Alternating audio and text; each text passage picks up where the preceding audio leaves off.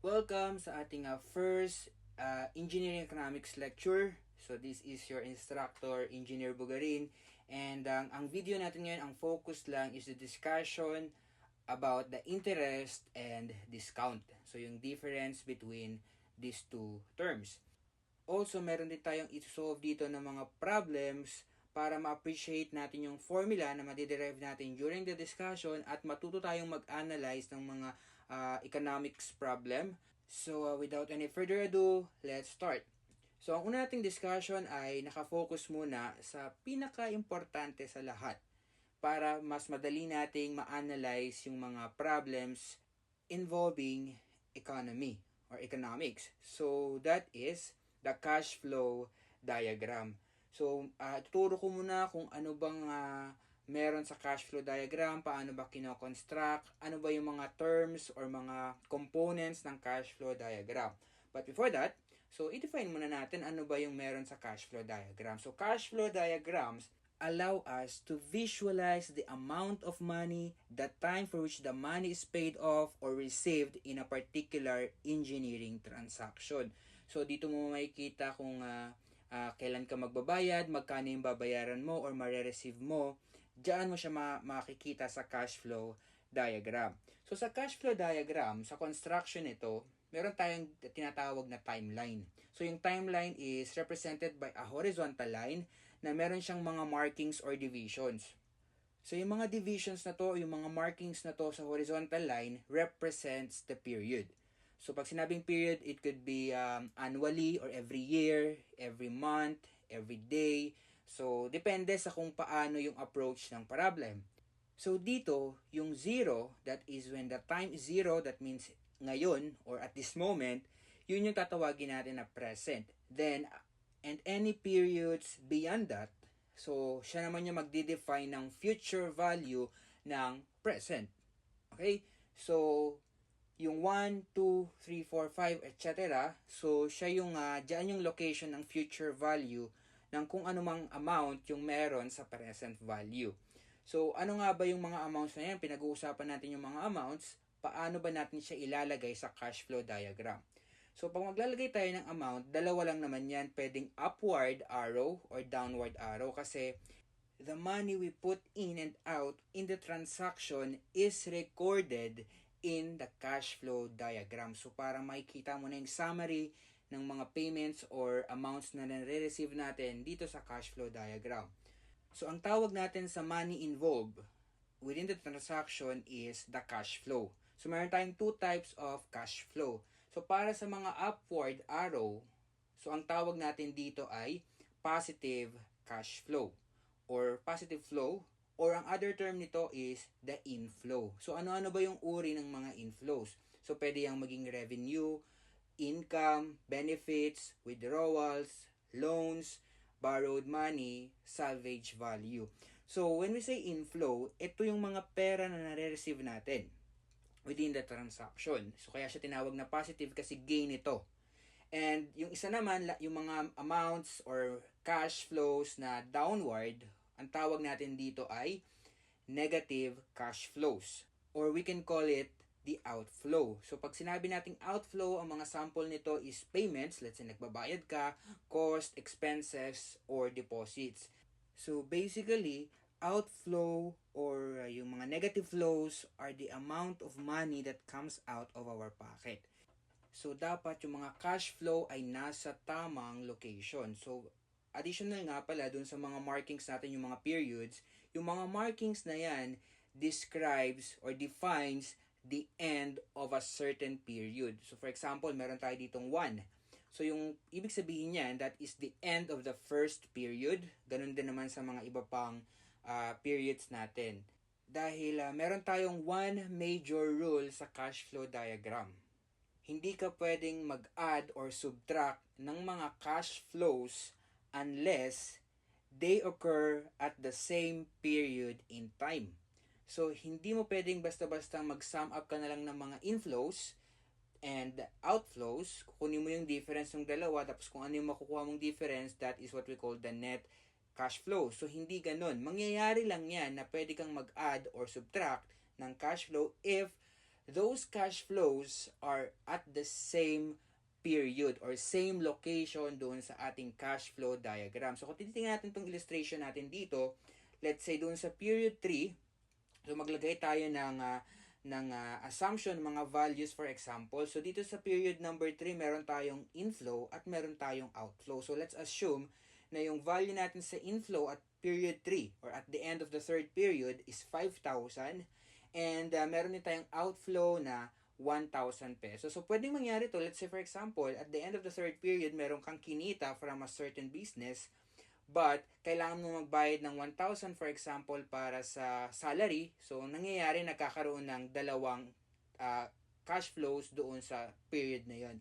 So ang gagawin natin dito, since meron kang 5,000 na upward arrow, downward na arrow na 1,000, pwede mo siyang i-represent as one arrow na lang. Kunin mo na agad yung difference ng dalawa. So that means meron tayong 4,000, tama ba? Pero dahil mas malaki yung upward arrow, yung magiging net cash flow natin dito sa period 3 is upward with a worth of 4,000 pesos. So, pwede mong i-sum up kasi nasa iisang point lang naman yung mga cash flows natin. Pero other than that, let's say, ayan, yung iba nating mga arrows ay hiwa-hiwalay, so wala ka nang ibang magagawa dyan. Pero merong way para mapagsama-sama natin lahat ng mga cash flows doon sa ating cash flow diagram para ma-sum up natin sila. Pero nasa mga next topics pa yun. So as of now, yun lang muna. Paalala ko lang na before tayo mag-sum up, dapat nasa same location siya within the cash flow diagram. So that is the basic concept of the cash flow diagram. So proceed tayo sa una nating discussion, which is about the interest. So, ang interest kasi nakadepende yung definition niyan sa viewpoint eh. So, meron tayong two viewpoints, pwedeng borrower's viewpoint or the lender's viewpoint. Pag sinabi nating borrower's viewpoint, interest is the amount of money paid or being paid doon sa inutang nating pera. Samantalang sa lender's viewpoint, ito naman yung amount na nare-receive natin sa pinautang nating pera.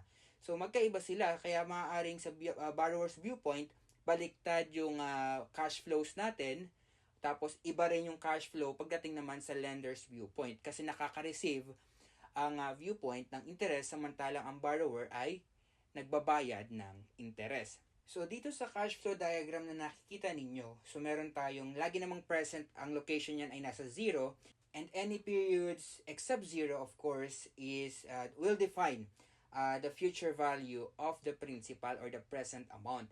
So, meron tayo dito ng dalawang cash flow. We have the P, ito yung amount na inutang natin, for example. At yung F, ito yung babayaran natin at the end of a certain period. So, for example, 1 year na lang. So, after 1 year, kailangan mo magbayad ng amount na inutang mo. Let's say, nangutang tayo ng 1,000 pesos at babayaran natin to at the end of 1 year. Pero, syempre, merong nakapatong na interest doon. Sabihin natin na yung simple interest is 10% for 1 year. So, ang na-expect nating babayaran at the end of 1 year is yung principal or yung amount na inutang natin plus the interest within that period. So, magkano ba yung magiging interest ng period na to? Kunin mo lang yung 10% ng 1,000. So, that is 100 pesos. Kaya, yung F natin is the sum of your principal or yung amount na hiniram natin, amount borrowed, plus the accumulated interest. So, dahil isang period lang naman to or 1 year lang naman ang pinag-uusapan natin, so yung interest natin dito ay 100 pesos, kaya ang babayaran natin after 1 year is 1,100 pesos. Ngayon, kung plano mong bayaran yung 1,000 pesos after 2 years, same pa rin naman yung interest rate natin na 10% every year. So, ibig sabihin, meron tayong 2 periods kasi 2 years nga naman. So, magkano na kaya yung babayaran natin after 2 years? So, ang ina-expect natin, syempre, matadagdagan yung interest na babayaran natin. Kasi on the first year, kailangan mo magbayad ng 100 pesos. And then, para sa second year, kailangan mo ulit kumuha ng interest na 10% from 1,000 pesos. And that is also 100 pesos. So, that means yung accumulated interest natin dito is worth 200 pesos.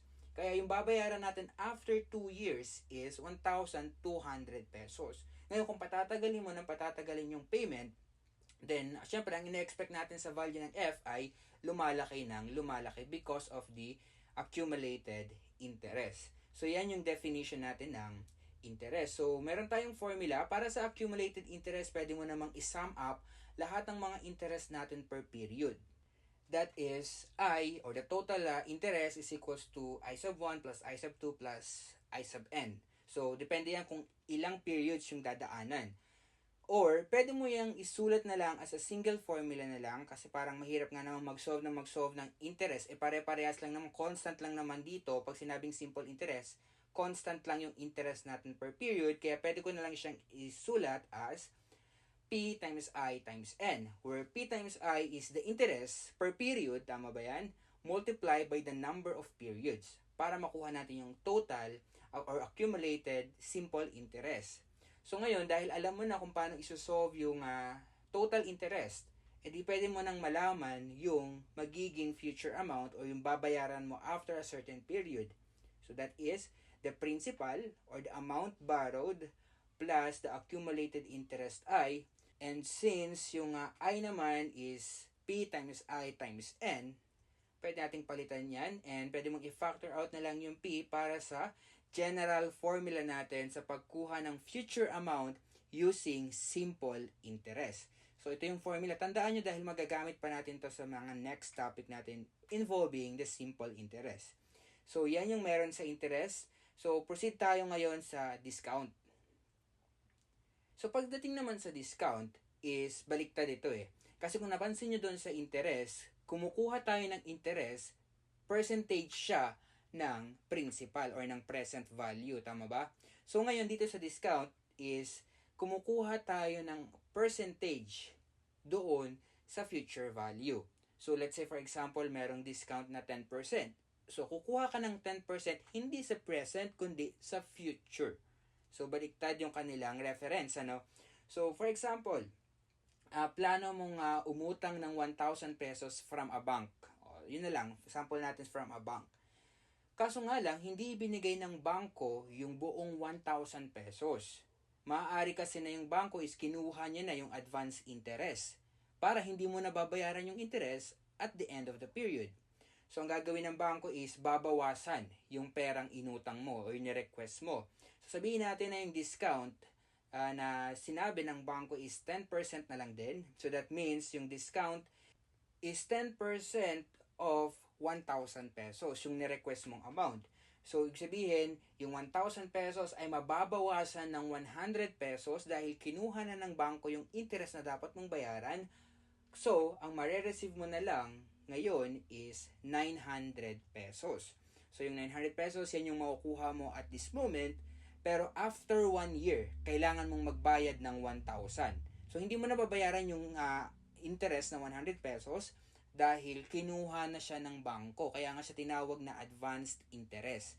So, discount is defined as the advanced interest. Okay? So, para makuha natin, syempre, meron din tayong tinatawag na accumulated discount. Depende kung patatagalin mo or kung gaano katagal yung transaction. So, ganun din yan. Same lang din siya ng interest. So, that is the discount on the first period, second period, hanggang sa kung ilang periods man yung dadaanan. So, that is the accumulated discount.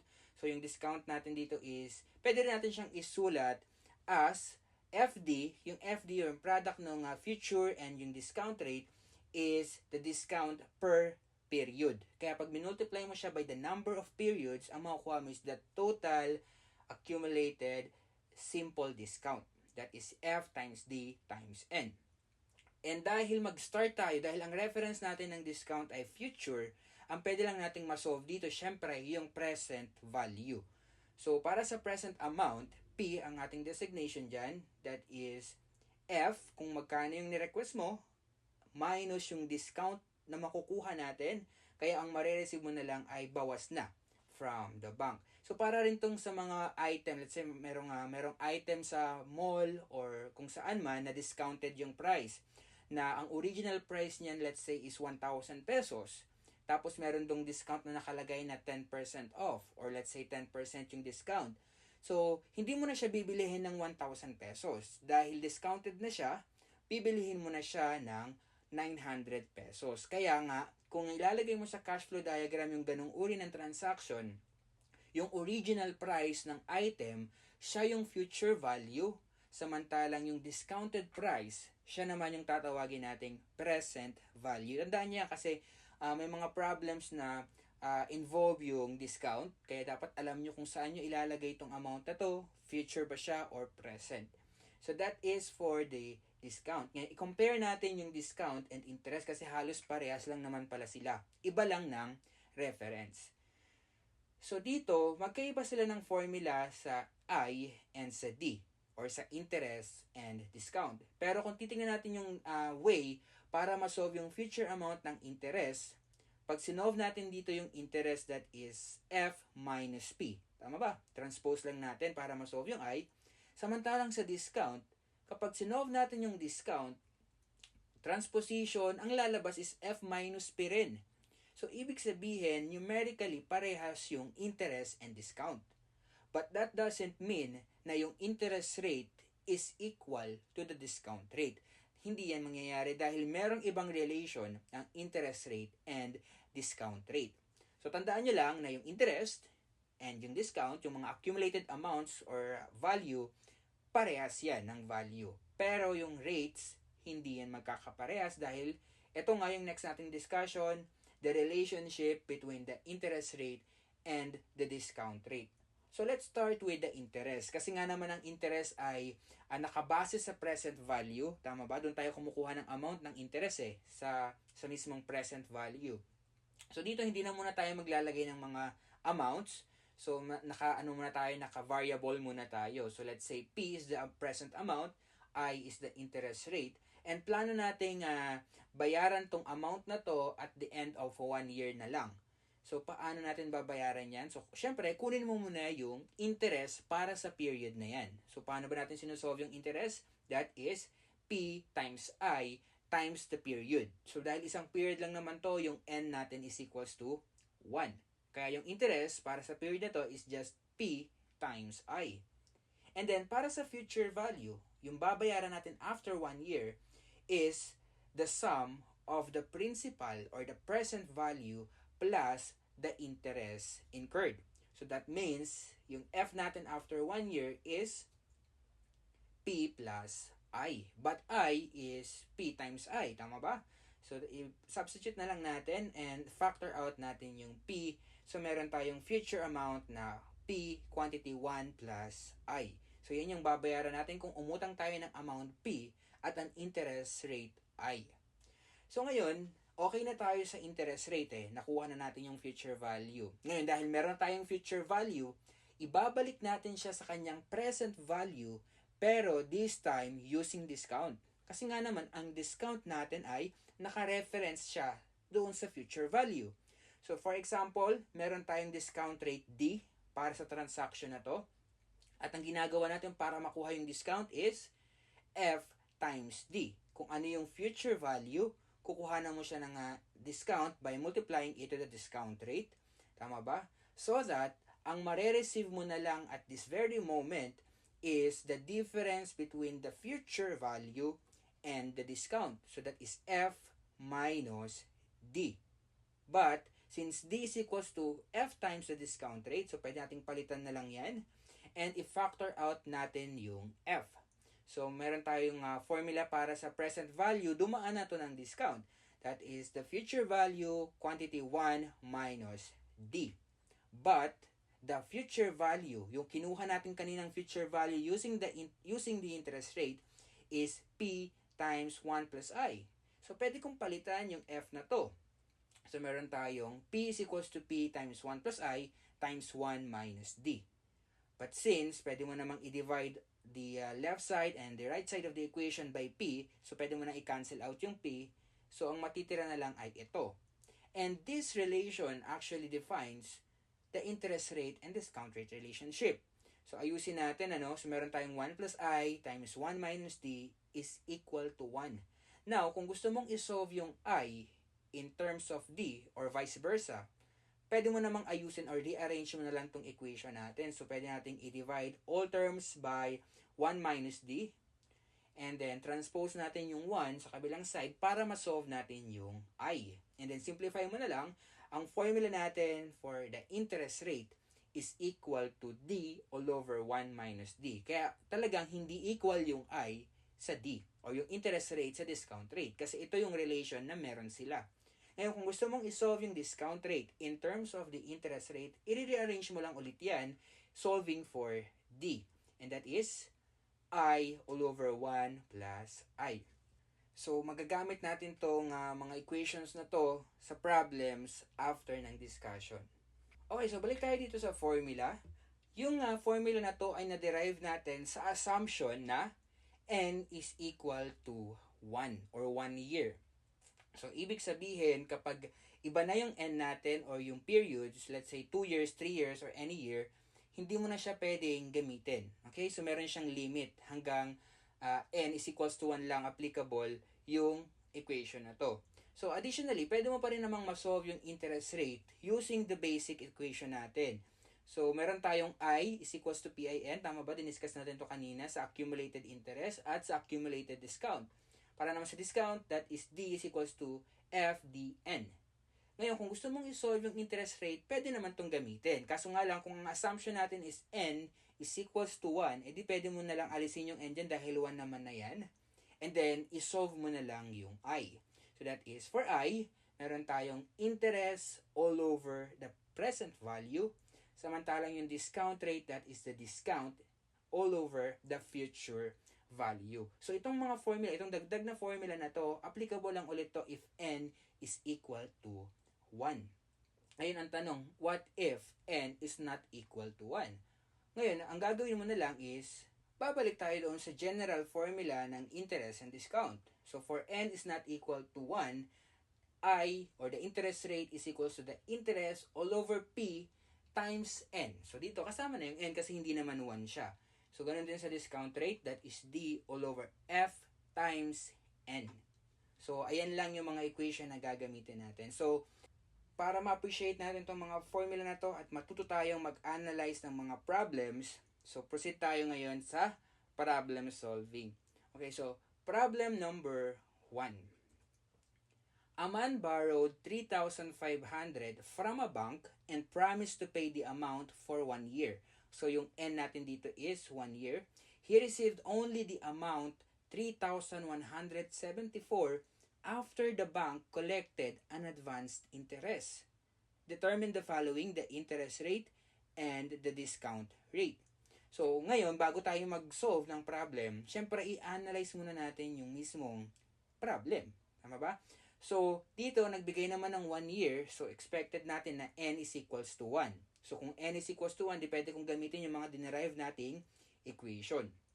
How about yung 3,500 and 3,174? So, ito yung critical sa pag-analyze ng problem kasi once na magkamali ka ng assumption, let's say yung 3,500 is ina-assume mo as present, tapos yung 3,174 naman ay future, tapos mali ka pala, o di sayang yung effort mo. Kaya dapat, umpisa pa lang na nabasa niyo yung problem, dapat ma-analyze nyo na agad ng tama yung mga amounts given. So, basahin ulit natin ha. So, nangutang, so parang nag-request ng 3,500 from a bank, kaso nga lang, kinuha na ng bangko yung advanced interest or discounted na yung ibibigay niya doon sa nag-request ng amount. So, imbis na 3,500 yung makukuha is 3,174 na lang. So, kung yun yung makukuha niya at the start of the transaction, then therefore, 3,174 is the present value. How about yung 3,500? So, dahil nangutang ka nga ng 3,500 at binigay lang sa'yo ng bangko ay 3,174, kinuha na ng bangko yung interest na babayaran mo. Kaya, at the end of 1 year, ang babayaran mo na lang ay yung mismong nirequest mo na 3,500 pesos. Kaya yung 3,500 pesos is the future value. And paalala ko lang, sa formula natin na involve yung N natin ay laging expressed in years dito sa simple interest. Kaya kung ang binigay dito na N is let's say 50 days or let's say 12 months or kung ano mang unit of time, lagi mo siyang i-convert into year. Pero dahil sa problem number 1 naman is naka-year na yan, 1 year nga to be specific, o di pwede mo na siyang i-substitute doon sa equation natin. So gawin natin, isolve natin yung interest rate. But since meron na tayong formula para dito, dahil n is equals to 1, pwede kong gamitin yung ratio ng interest and ng principal or ng present value, that is interest rate is equals to the interest all over the present value. Ang problema, wala tayong interest. Pero kung babalikan natin yung basic equation natin para doon sa interest is F is equals to P plus I. Tama nga naman na yung future amount is the sum of the principal or yung present value plus the accumulated interest. Since given naman na yung F at given na rin yung P, so solvable na yung value ng interest. And that is 3,500 minus 3,174, that is equal to 326 pesos. So, yun pala yung interest na dito kasi sa problem number 1, discounted siya. So, advance interest yung 326. Kinuha na agad yan ng bangko. Kaya na-receive mo na lang, syempre, 3,174. So, dahil kompleto na yung value natin for interest and present value, pwede mo na siyang i-substitute and solve for the value of the interest rate. So, ang value ng interest rate natin is 0.103, pero normally kasi ang interest rate is ina-express in percentage. So, kaya convert natin to into percentage. So, 3 decimal places, we have 10.271%.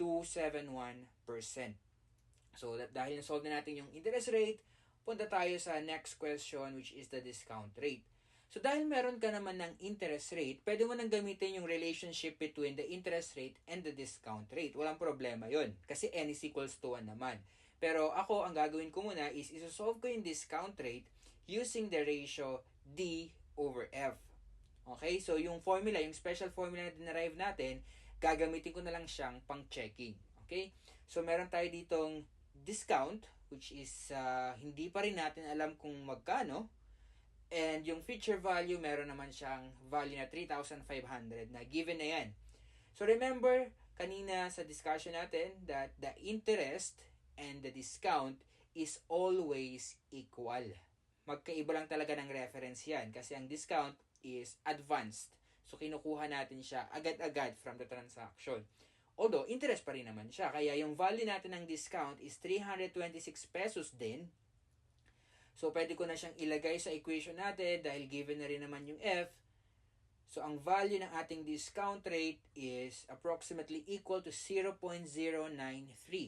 or in a percentage, that is 9.314%.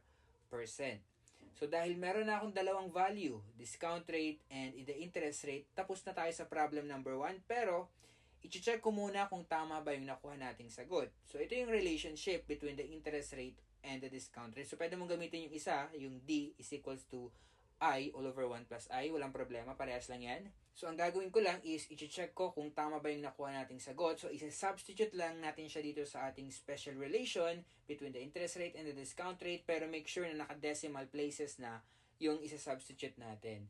So, try natin i-check, and then i-solve natin yung right side ng equation, and that is also approximately equal to 0.10271. So, ibig sabihin, tama yung nakuha nating sagot kasi na-satisfy natin yung relationship between I and D. Okay, so next, proceed tayo sa next problem. Problem number 2, we have a businessman loans 150,000 from a bank to expand his business. And the quarterly interest of 5,400 pesos must be paid every 3 months. Determine the following, the interest rate and the discount rate. So kanina, sa problem number 1, yung inutang niya na 3,500 is not the present value. Tama ba? Kasi binawasan na ng bangko, kaya yung naging present value is 3,174. Pero dito sa problem number 2, ang ina-request is 150,000 pesos. Hindi naman sinabi na kinuha na ng bangko yung advance interest. Tama ba? Makikita mo rin yan dahil kung babasahin mo yung second line, magbabayad siya ng interest. So, kung magbabayad ka ng interest, then therefore, ang mare-receive mo ay buong-buong amount na na-request mo. So, that means yung 150,000 is actually the present amount. Yan talaga yung makukuha mo from the bank. Pero dahil nakuha mo ng buo, kailangan mong magbayad ng interest na 5,400. Pero hindi siya yung total interest dahil itong 5,400 ay gagawin mo or babayaran mo every 3 months. So that means 4 times sa isang taon. Tama ba? So, ayusin lang natin para makita natin yung mga given. So, we have the P, which is 150,000. And yung interest natin dito, yung total interest, that is 5,400. I-multiply ko na siya by 4 kasi every 3 months naman ito. So, ibig sabihin, sa loob ng isang taon, ang total interest na babayaran natin is 21,600. Dahil nga, in-reference ko na to sa isang buong taon, n is equals to 1. So, ngayon, isolve na natin yung unang tanong, which is the interest rate. So, n is equals to 1 naman, kaya pwede ko pa rin gamitin yung I over P para sa pag-solve ng interest rate. So, meron na tayong I, meron na tayong P. So, substitution na lang ng value and solve for the interest rate that is 0.144 or approximately equal to 14.40%. Yan yung ating interest rate.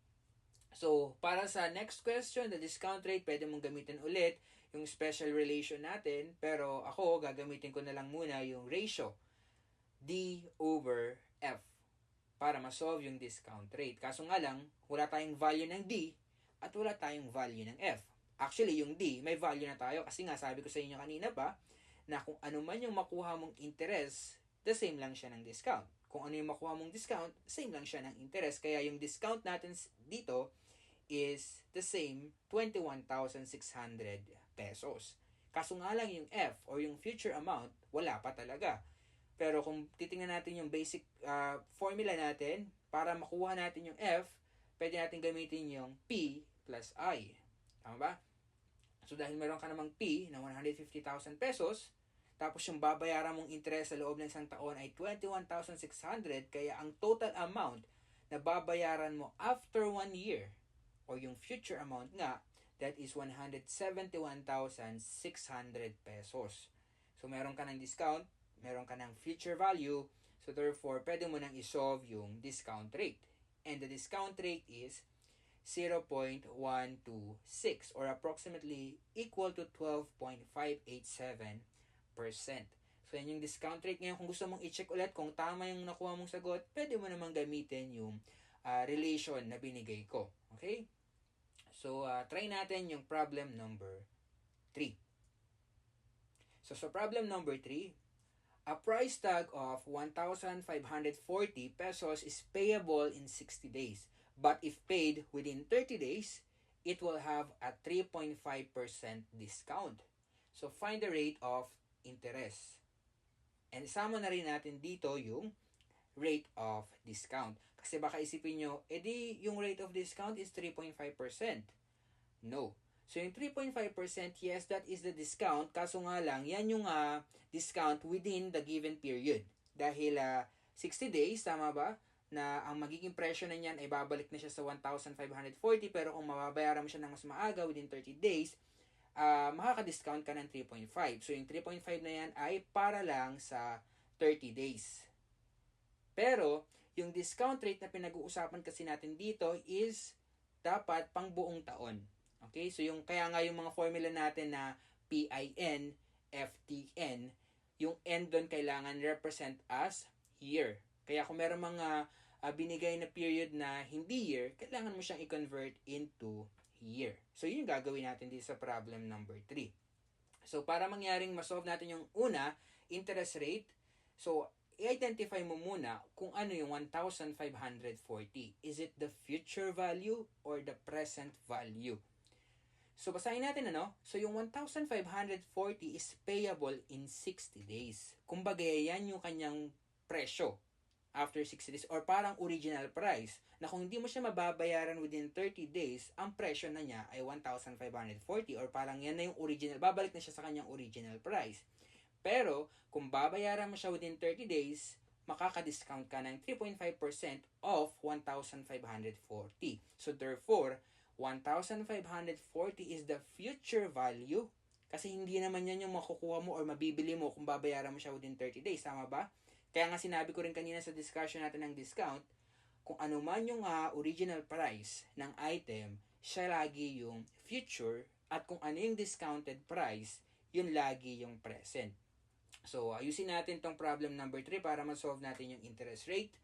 So, yung n dito is binago ko na. Kasi nga naman, kapag 60 days, ang presyo ay 1,540.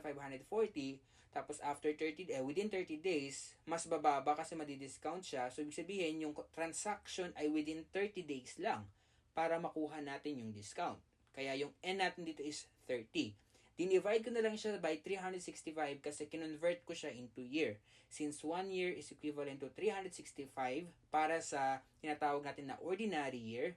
So yan ang default nating conversion para sa days to years ay 365 days a year.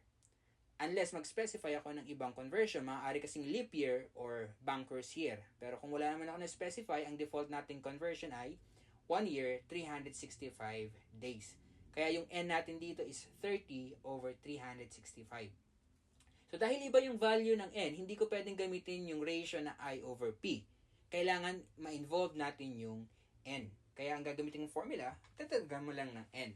So I is equals to, interest rate is equals to the interest all over P times n. But the problem is, hindi natin alam yung interest at hindi rin natin alam yung P or yung present value. In this problem, siya yung magiging discounted price. So gawin natin, isolve muna natin yung discount. Tama ba? So dahil makaka-discount tayo ng 3.5% kung mabibili natin siya within 30 days, so yung 3.5% na yan ay kukunin natin sa original price na 1,540.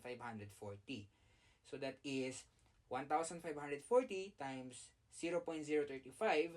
So makukuha nating discount within 30 days ay 53.90 pesos. But since discount is equal to the interest, so pwede ko na rin siyang gamitin as the interest para dito sa ating equation.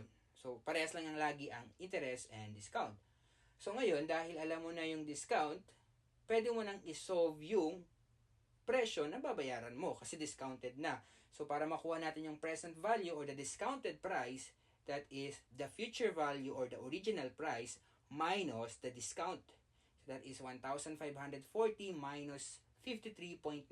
So mabibili mo na lang yung item worth 1,486.10. Nakamura tayo ng 53.90. So the present value is 1,486.10. Kaya kompleto na. Para ma-solve yung interest rate, i-substitute natin siya doon sa ating equation.